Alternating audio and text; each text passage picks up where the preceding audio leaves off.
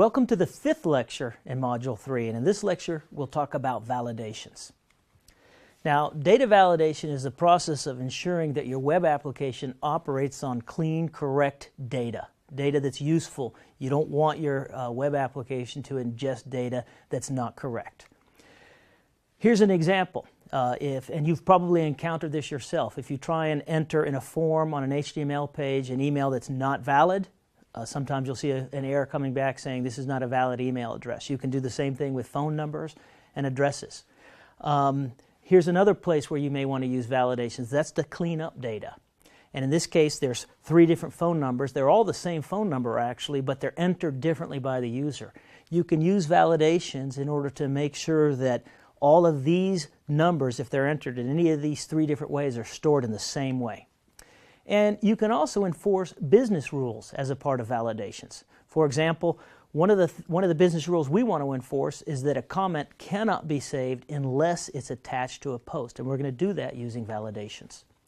Now, the most common web application security weakness is a failure to validate the client-side input. If you don't do this properly, you can have SQL injection, cross-site scripting, or buffer overflow attacks. So it's very important that you take care of this.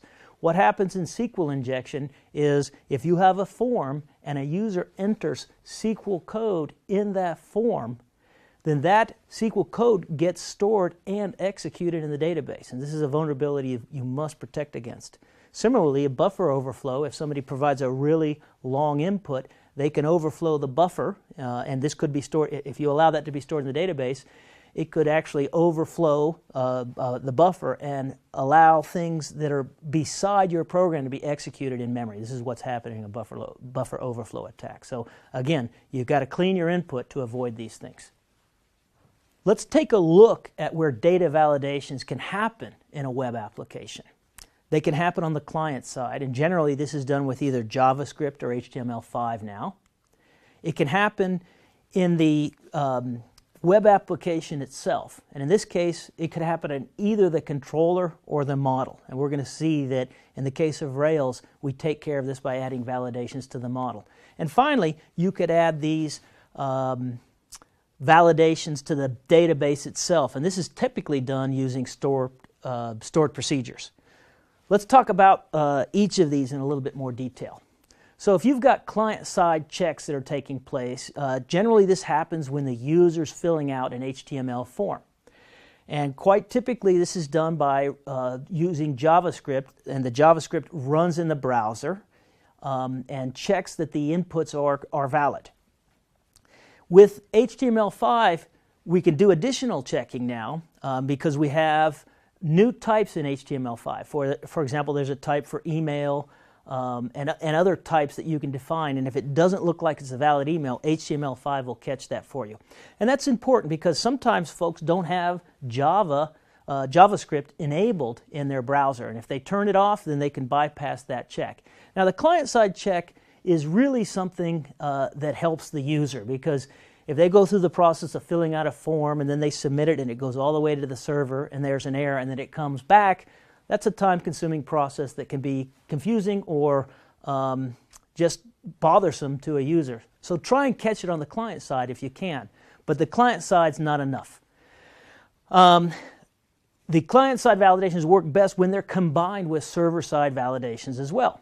And on the server side, checks are made after the HTML form has been submitted and supplied to the server. It could happen at the database, as I've already showed you, using stored procedures. The disadvantage here is this is dependent on the particular database you happen to be using. You could write a procedure. Again, what happens is as the data is stored in the database, a procedure is run to check that data. Well, you'd have to write a different one for MySQL versus Postgres, so on and so forth. So a better way to do this is to do this in your web application. And you can do this in the controller level, but if you do it there, you're kind of violating something that you try to avoid in Rails applications or web applications in general. You don't want to put too much logic in the controller. So the right way to do this is to put this, one of the best ways I should say to do this, is to put the validations in the model. And this allows you to do things in a database agnostic way. You're checking things in the model, and in our case with active records, before the data gets saved to your database.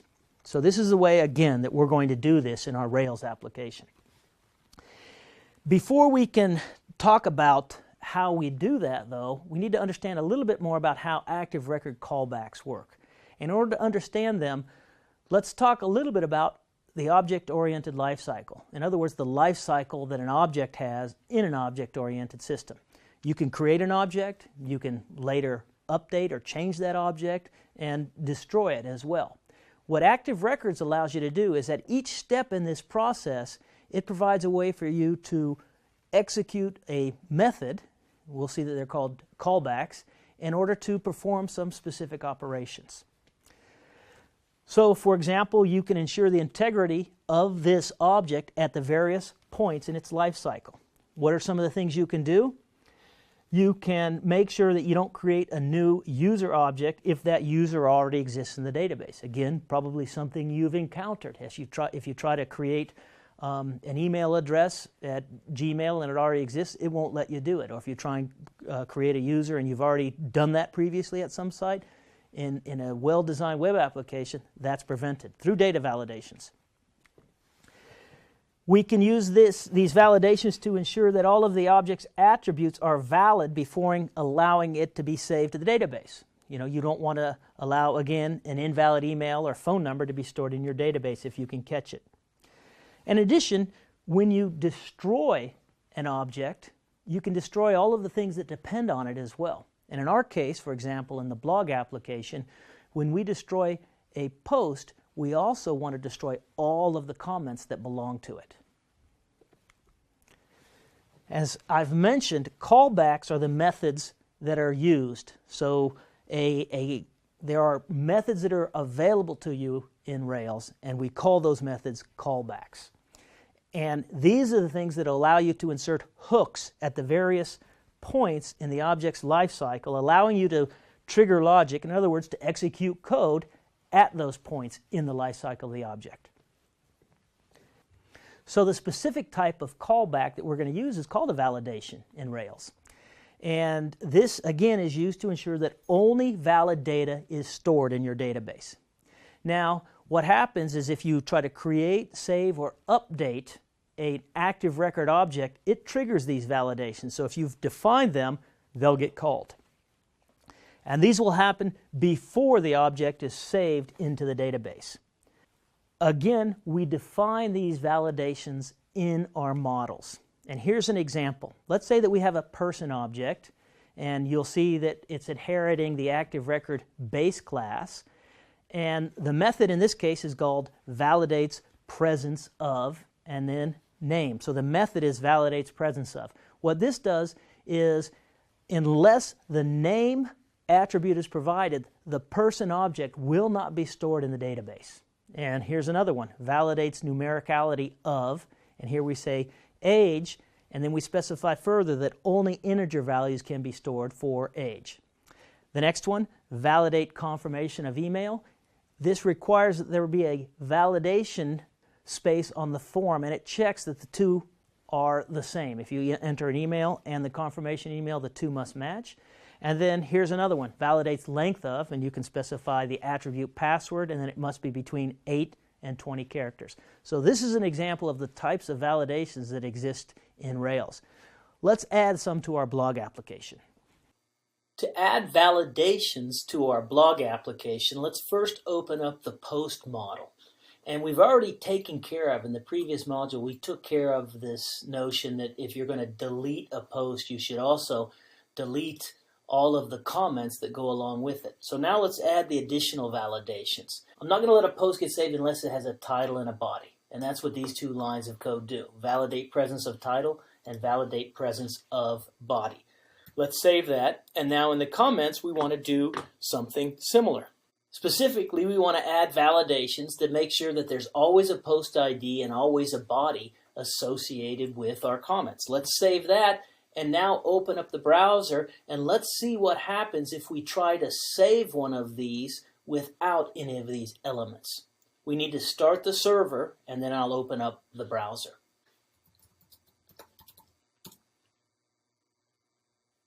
Let's navigate to Posts, and let's create a new post that only has a body.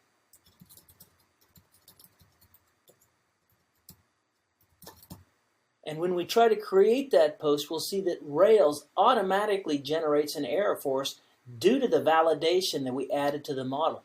And it's very nice because we chose validates presence of, it knows that it should use an error message that says the title can't be blank, and it even highlights the field that is having the problem, the title field.